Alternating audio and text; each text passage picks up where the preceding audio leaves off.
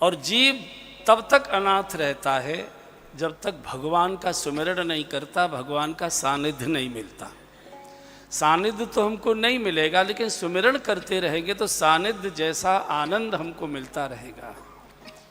चले हैं यज्ञ की रक्षा की, यज्ञ पूर्ण हुआ और फिर धनुष यज्ञ का दर्शन कराने के लिए विश्वामित्र जी ने राघव को कहा, राघव बेटा तुम तो अधूरे यज्ञ पूरे करने निकले हो, एक ऋषि का यज्ञ तो पूरा करा दिया, एक राजा का यज्ञ भी अधूरा पड़ा है, उसको भी पूरा करने चलें। कौन सा गुरुजी? बोले धनुष यज्ञ। और धनुष यज्ञ नाम सुनते ही भगवान को मानसिक रूप से जानकी जी दिखाई देने लगे। जानकी जी भक्ति की प्रतीक है और भक्ति से मिलने के लिए भगवान लालायित हो उठे। गुरुदेव क्वार का महीना है, चलो दोपहरी बहुत तेज धूप पड़ती है, हिरन काले हो जाते हैं क्वार की धूप में, अब आधी रात तो बीत ही गई है, भगवान व्याकुल हो गए, आतुर हो गए मिलने के लिए, यहां से चले। तो साधु की महिमा देखिए। बक्सर में था विश्वामित्र जी का आश्रम, उसका नाम ही विश्वामित्रपुरी है और वहां से जनकपुर जाने के कई रास्ते हैं लेकिन जानबूझकर ऐसे रास्ते से ले गए जिस रास्ते पर गौतम ऋषि का आश्रम था। चूंकि यहाँ गौतम ऋषि की पत्नी अहिल्या, पतिदेव ने उसको शाप दिया था और तब से वो इस प्रतीक्षा में थी कि प्रभु मेरा उद्धार करें, प्रभु मेरा उद्धार करें। और जो स्थिर चित्त होकर भगवान के सुमिरण में कोई बैठ जाता है तो कोई न कोई ऋषि हाथ पकड़कर, उंगली पकड़कर, जोर जबरदस्ती खुशामद करके जैसे हो उसके द्वार पर लेकर खड़ा कर देता है, भगवान इसका उद्धार करो, बहुत दिन से प्रतीक्षा कर रहा है। और भगवान प्रतीक्षा से ही मिलते हैं। हम लोग प्रतीक्षा कम करते हैं, हम परीक्षा ज़्यादा लेते हैं, परीक्षा ज़्यादा लेते हैं। जिन मंदिरों के बारे में हमने सुन लिया है कि वहाँ दर्शन करने से मनोकामनाएं पूर्ण होती हैं, वहाँ मारा मारी होती है और अपने गली मोहल्ले के मंदिर में सालों साल नहीं जाते हैं। जिन साधुओं के बारे में हम सुन लेते हैं कि उनके दर्शन करने से मनोकामनाएं पूर्ण होती है, कितनी धक्का मुक्की रहती है। और अपने पिताजी के कभी चरण छुएंगे नहीं, कभी प्रणाम तक नहीं करेंगे, उनके पास बैठेंगे भी नहीं। एक सज्जन ने हमसे कहा कि महाराज आपने उनका दर्शन किया है कि नहीं? मैंने कहा नाम सुना है, दर्शन तो नहीं किया। तो बोले दर्शन करिए। हमने कहा क्या खास बात है? बोले उन्हें करंट बहुत ज़्यादा है। तो हमने कहा योगी जी को बताओ, बिजली आजकल बहुत जा रही है तो करंट को ठीक ठाक करा देंगे। तो साधु और इनके हम लोग केवल करामात को प्रणाम करते हैं, आत्मा तक तो पहुंच नहीं पाते। तो विश्वामित्र जी राघव को लेकर चले, गौतम ऋषि के द्वार पर जाकर भगवान को खड़ा कर दिया। द्वार पर एक बड़ी भारी शिला पड़ी थी। कल मैंने संकेत में ये प्रसंग लिया था, लेकिन हम सबके जीवन से जुड़ा हुआ ये प्रसंग है, इसलिए इसको मैं दोबारा से थोड़ा विस्तार ले रहा हूं। भगवान रुक गए।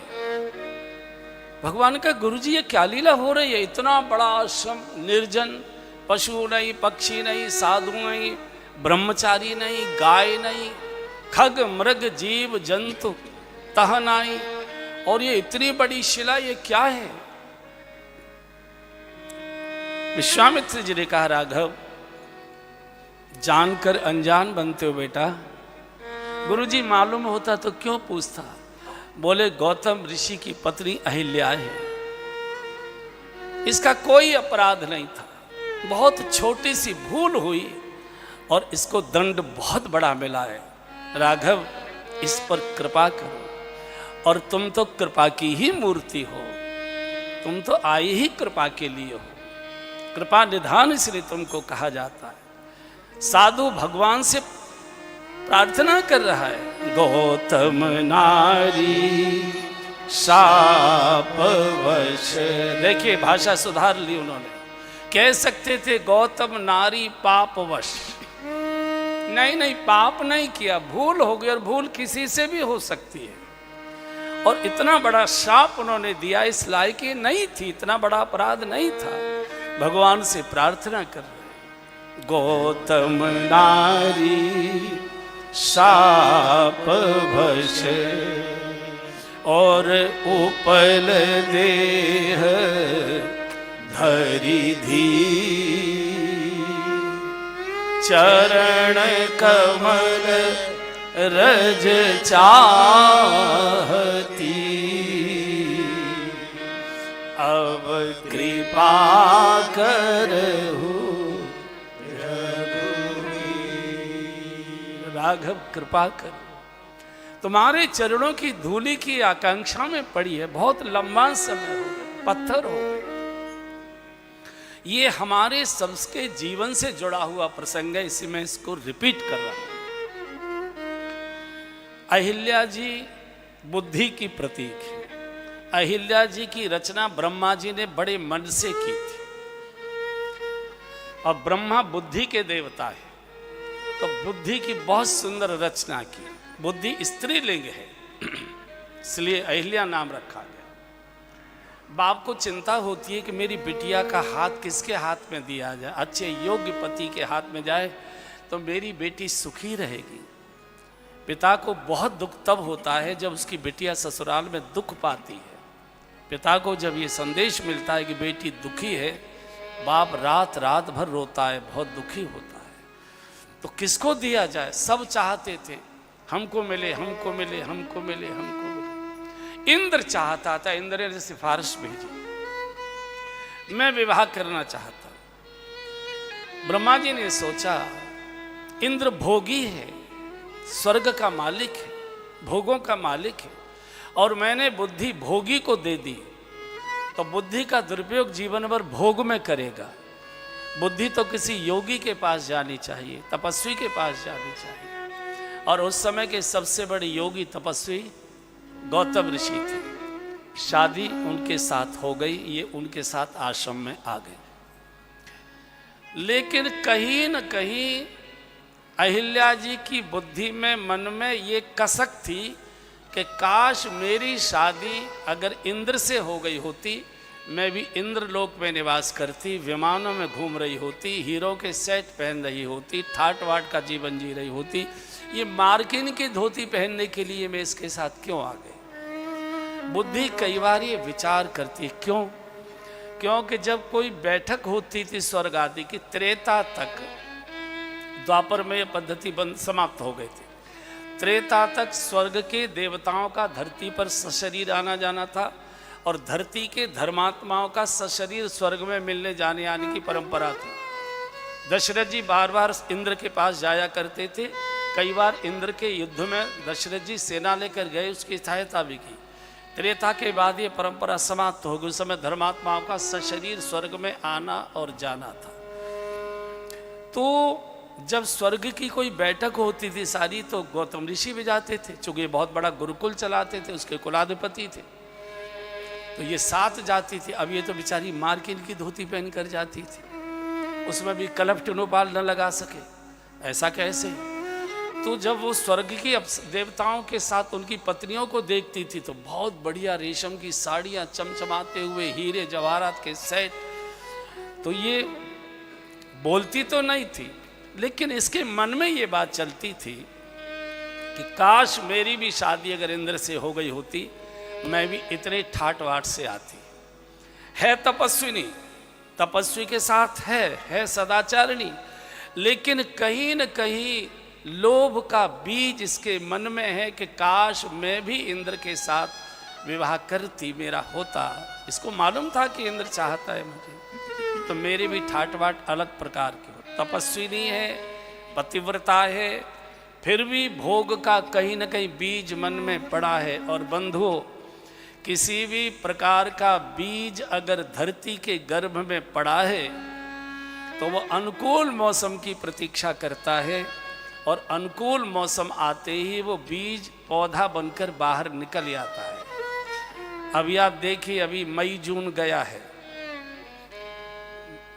जुलाई है ना अब, हाँ मई जून अभी गया है, तपती दोपहर। सड़कों के किनारे कहीं आपको कोई घास का तिनका भी नहीं दिखाई देता होगा, लेकिन वे जुलाई आ गई, आषाढ़ आ गया, सावन, इनमें रिमझिम वर्षा होगी तो सड़क के किनारे दोनों ओर की पटरियों पर कितने प्रकार के पौधे, घास, फूल के, इसके उसके उग आते हैं। किसी ने बोया तो नहीं था, कहाँ से हो गया? तो धरती के गर्भ में जो विधाता के द्वारा बीज डाले गए थे, बीज पड़े थे, वो अनुकूल मौसम की प्रतीक्षा कर रहे थे, निकल आए। मैं उदाहरण दिया करता हूँ, बथुआ कभी खेत में बोया नहीं जाता, साल भर खेत में पानी दीजिए, साल भर खाद लगाइए, बथुआ नहीं निकलेगा। लेकिन जैसे ही दिवाली का मौसम आएगा, कार्तिक का मास शुरू होगा, खेत में से बथुआ निकलना शुरू हो जाता है। किसी ने बोया तो नहीं था। तो विधाता के द्वारा धरती के गर्भ में जो बीज पड़े थे वो अनुकूल मौसम की प्रतीक्षा कर रहा था। बथुआ, उसके बाद कार्तिक, अगहन, पूस माह, इसके बाद बथुआ नहीं निकलता। तो ऐसे ही शुभ और अशुभ के दोनों बीज हमारे हृदय में जिस समय विधाता हमको जन्म देकर भेजता है, वो दोनों बीज हमारे भीतर डाल देता है। गोस्वामी ने चौपाई लिखी है, सुमति कुमति सबके उरे रही, सुमति कुमति सबके उरे रही, नाथ पुराण निगम अस कही, नाथ पुराण निगम अस कही, जहाँ सुमति तहाँ संपत्ति नाना, जहाँ सुमति तहाँ संपत्ति नाना, जहाँ कुमति तहाँ विपत्ति विधाना, जहाँ कुमति तहाँ विपत्ति विधाना। आपने देखा होगा कि जवानी तक कई लोग ऐसे मिलेंगे जो बहुत शैतान होते हैं, बहुत उद्दंड उच्छृंखल होते हैं, बाद में जाकर बड़े देवता जैसे हो जाते हैं। कई पूरे जीवन देवता का जीवन जीते, बुढ़ापे में आके भ्रष्ट हो जाते, गिर जाते, ठोकर लग जाती है। ऐसे बहुत लोग आपने देखे होंगे। तो एक बार क्या हुआ कि इनका दीक्षांत समारोह हुआ। दीक्षांत समारोह जब होते हैं तो राज्यपाल, राष्ट्रपति, ये लोग बुलाए जाते हैं। तो इंद्र को बुलाया गया दीक्षांत समारोह के मुख्य अतिथि के रूप में। समारोह चल रहा था, मंच पर कुर्सियां बिछी थी, इंद्र बैठे थे। तो ये भी चूंकि कुलपति की पत्नी थी तो ये भी बराबर में मंच पर बैठी थी। ये तो मार्किन की धोती पहने बैठी थी, ये तो मार्किन की धोती। तो इनको याद आ गई कि मेरी शादी इंद्र से होने वाली थी। बीज तो पड़ा ही था इंद्र के आकर्षण का। और मंच पर बैठे बैठे इनकी कुछ न कुछ बातें हुई, इशारे हुए, मुझे मालूम नहीं, मिलेंगे तब जानकारी होगी, लेकिन कुछ न कुछ हुआ। परिणाम क्या हुआ? अच्छा, इंद्र के प्रति आकर्षण पहले था, प्रतिदिन प्रातः, और इंद्र चाहता ही था कि इसके साथ भोग करने की इच्छा थी ही उसकी। प्रातःकाल 4 बजे गौतम ऋषि नित्य गंगा स्नान करने जाते थे। इंद्र गेस्ट हाउस में रुका था यूनिवर्सिटी के। ये जैसे ही गौतम ऋषि गए तैसे ही आ गया और गौतम ऋषि का वेश बनाकर आ गया और अहिल्या जी के कक्ष में आ गया। और जो हुआ सो उनका हुआ, व्यवहार हुआ। लेकिन यहाँ ये प्रश्न उठता है कि हर पत्नी अपने पति के शरीर को पहचानती है। गौतम ऋषि की पत्नी अहिल्या क्या पहचान नहीं पाई होंगी? पहचानी होगी, लेकिन बुद्धि ने समझा दिया। बुद्धि की है ना, बुद्धि ने समझा दिया, कोई बात नहीं, इतने बड़े व्यक्ति से संबंध रहता है, यूनिवर्सिटी चलाते हो, 100 प्रकार के एनओसी लेने होते हैं, ऐसा है वैसा है। और बुद्धि ने भ्रमित करके समझा दिया और वो व्यवहार हुआ। और इतने में स्नान करके लौटे और ये कक्ष से लदर पदर निकल कर बाहर जा रहा था। तो गौतम ऋषि समझ गए और इंद्र को शाप दे दिया कि तेरे शरीर में हजारों छिद्र हो जाए। शाप हो गया इंद्र को। और गौतम ऋषि की अपनी पत्नी को शाप दिया कि तेरी बुद्धि पर पत्थर पड़ गए, जा तू पत्थर हो जा। और वो पत्थर आ गए। लेकिन इतना बड़ा अपराध पाप करने के बाद भी भगवान इसके द्वार पर क्यों आ गए इसको शुद्ध करने, मुक्त करने के लिए? इसने पतिदेव से बात छुपाई नहीं। पतिदेव आए, सीधे सीधे कह दिया, ऋषवर पतिदेव, मुझसे तो जो होना था वो हो गया, मेरी बुद्धि पर तो पत्थर पड़ गए, अब आपको जो दंड देना है वो दे दो, रखो, निकालो, मारो, पीटो, शाप दो। उसने अपनी भूल को, अपने अपराध को, पाप को स्वीकार कर दिया, प्रकट कर लिया। और ये नियम है, भूल करना अपराध नहीं है, भूल होती है, होती है। हम कलयुग के मनुष्य हैं, भूल करेंगे, लेकिन भूल को छुपाना अपराध होता है। और भूल, अपराध जब छिपाया जाता है तो अपराध और भारी होता जाता है।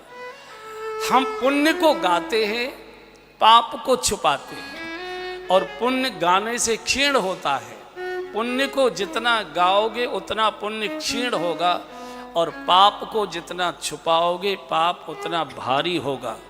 फिर करें क्या?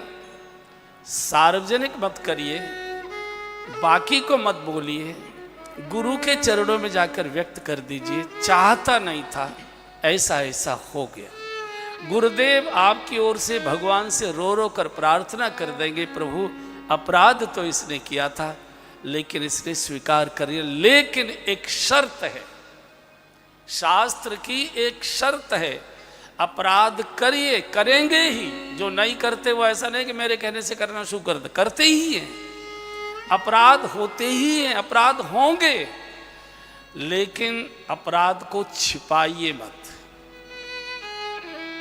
अपराध को जितना छिपाया जाता है, पाप को जितना छुपाया जाता है, पाप उतना भारी होता जाता है। और पुण्य को जितना गाया जाता है, पुण्य उतना ही क्षीण होता है। बड़े से बड़ा पाप करते हैं, दुनिया से छुपाते हैं, परिवार से भी छुपा लेते हैं, और कई 100 रुपये दान देकर आते हैं, 200 जगह गाते हैं, मैं वहाँ देकर आया, वहाँ देकर आया, वहाँ देकर आया। इसलिए पुण्य हमारा क्षीण हो जाता है, और पाप हमारे साथ जन्म जन्मांतर तक जाया करता है। अहिल्या से यही सीखिए कि जो हुआ उसने स्वीकार करे, एक बात। फिर दूसरा, शास्त्र में आचार्यों ने एक और आचार संहिता दी है, पाप होंगे ही, होते ही हैं, करिए, कोई दिक्कत नहीं है, प्रकट करिए, लेकिन रिपीट मत करिए। जो पाप किया है उसे रिपीट मत करिए, नए नए रोज पाप करिए। भगवान कहता है मैं बैठा हूं तेरा पाप क्षमा करने के लिए, लेकिन जो कल हो गया वो आज क्यों हो रहा है? कल तो मालूम नहीं था, कोका कोला समझकर 2 घूंट पी लिया, लेकिन उसी रंग की बोतल अगर आज भी हाथ में आ रही है, इसका अर्थ है जानबूझकर आ रही है, और जानबूझकर किए को तो कोई क्षमा नहीं करता, न कर सकता है, वो तो भोगना ही पड़ता है। अवश्यमेव भोक्तव्यम कृत कर्म शुभाशुभम, किया गया कर्म किसी पूजा से, किसी आशीर्वाद से, किसी पाठ से, किसी अनुष्ठान से, किसी कसम से, किसी गंगा के गोते से नहीं बिठता, भोगना ही पड़ता है। अवश्यमेव भोक्तव्यम, सबको भोगना पड़ा है, सबको भोगना पड़ता है, भगवान को भी भोगना पड़ा है, भगवान के पिताजी को भी भोगना पड़ा, दशरथ जी को भी भोगना पड़ा था। श्रवण कुमार को जब वध किया था, उन्होंने मारा था, कितना तड़प तड़प के दशरथ जी के प्राण गए। अपराध, पाप करना अपराध नहीं है, लेकिन पाप को छुपाना अपराध है, और उसी पाप को दोबारा से रिपीट करना महाअपराध है। हम रिपीट बहुत कर, जो कल किया था वो याद कर रहे हैं, वो कल करेंगे, जो कल पिया था वो आज पी रहे हैं, वो कल पिएंगे, तो हमारा पाप से मुक्ति कभी होती नहीं है, और जन्म जन्मांतर तक जाती है। अहिल्या को 1000 नहीं करोड़ों इंद्र पतित नहीं कर सकते। ये जो महापुरुषों के जीवन की घटनाएं होती हैं, ये हम लोगों के मार्गदर्शन के लिए हुआ करती हैं। अहिल्या को कौन पतित कर सकता है? आज जब भगवान आए और भगवान ने अपना, गुरुदेव देखिए हाथ पकड़कर, जो अपने पाप को स्वीकार कर लेता है और अपनी अवस्था में स्थित हो जाता है, गुरु किसी और रास्ते से भी जा सकते थे, जानबूझकर उसके द्वार पर ले गए राघव। गौतम नारी शाप भश, और उपल देह धरि धीर, चरण कमल रज चाहती, अब कृपा करहु प्रभु। साधु जिद पकड़ के खड़ा है, हाथ पकड़ के, राघव जाने नहीं दूंगा। भगवान ने कहा ये तो पत्थर है, ये तो शापित है। ऋषि ने कहा राघव पत्थर तुम भी बने हो और शापित तुम भी हुए हो। याद करो सालिग्राम कैसे बने हो, शाप हुआ था कि नहीं हुआ था, जाने नहीं देंगे, करो ये तुम्हारी जैसी। और जैसे गुरुदेव की आज्ञा से उन्होंने दाहिना, प्रभु ने दाहिना श्री चरण अहिल्या जी के शीश पर रखा, पत्थर में से एकदम तेजस्वी मूर्ति प्रकट हो गई। अहिल्या दिव्य तेज के साथ प्रकट हो गई, आंखों से झरझर झरझर आंसू बह रहे हैं, रो रो कर कह रही है ऋषिवर जिस समय मुझे मेरे पति ने शाप दिया था उस समय मैं बहुत रोई थी कि जरा सी भूल पर मुझे इतना बड़ा शाप दे दिया, लेकिन आज मेरी समझ में आता है कि साधु क्रोध में भी शाप में भी आशीर्वाद ही देता है। क्रोध में भी आशीर्वाद होता है, साधु का शाप में भी आशीर्वाद होता है। अहिल्या कह रही है मुनि शाप जो दीना अति भल कीना, मुनि शाप जो दीना अति भल कीना, परम अनुग्रह में माना, परम अनुग्रह में माना, देखूं हरि भव मोचन, इह ही लाभ शंकर जाना, पर सत पद पावन, शोकन सावन, प्रकट भई तप पुंज सही, देखत रघुनायक जन सुखदायक, सन्मुख होई कर जोरी रही, पर सत। नेत्रों से झरझर झरझर आंसू बह रहे हैं, बहुत रोई थी मैं। आज मुझे लगता है कि ऋषि क्रोध में भी कृपा ही करता है, शाप में भी उसका आशीर्वाद ही होता है। अगर मेरे पतिदेव ने ये घटना नहीं मेरे साथ घटित की थी उस शाप की, तो मुझे घर बैठे प्रभु आपका कैसे दर्शन होता, मैं तो अयोध्या आ नहीं सकती। और इतना कहकर एही भांति सिधारी गौतम नारी, एही भांति सिधारी गौतम नारी, बार बार हरि चरण परी,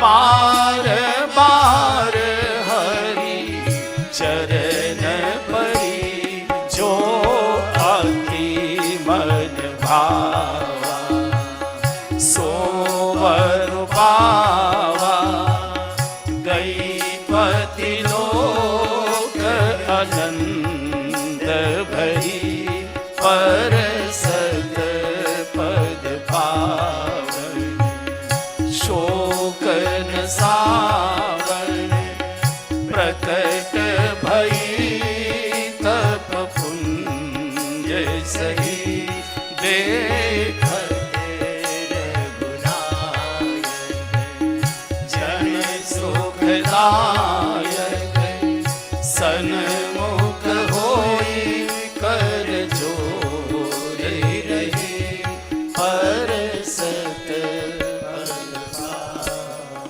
अहिल्या जी का उद्धार हुआ, लेकिन प्रभु के मन में ग्लानि आ गई ऋषियों के चरणों में तो शीश झुकाया जाता है, शीश रखकर आशीर्वाद लिया जाता है। मैं क्षत्रिय हूँ और ये ब्राह्मणी है, ब्राह्मण के तो चरणों में शीश रखना चाहिए। मैंने उसके शीश पर अपना पैर रखा। इस अपराध भाव से भगवान अति गलित हो गए, अति दुखित हुए। तो विश्वामित्र जी समझ गए मन की बात और जिस रास्ते से जनकपुर को जाना था थोड़ा रास्ता बदल दिया और गंगा जी के किनारे ले जाकर खड़ा कर दिया। चले राम लक्ष्मण मुनि संगा, चले राम लक्ष्मण मुनि संगा, गए जहाँ जग पावनी गंगा, गए जहाँ जग पावनी गंगा।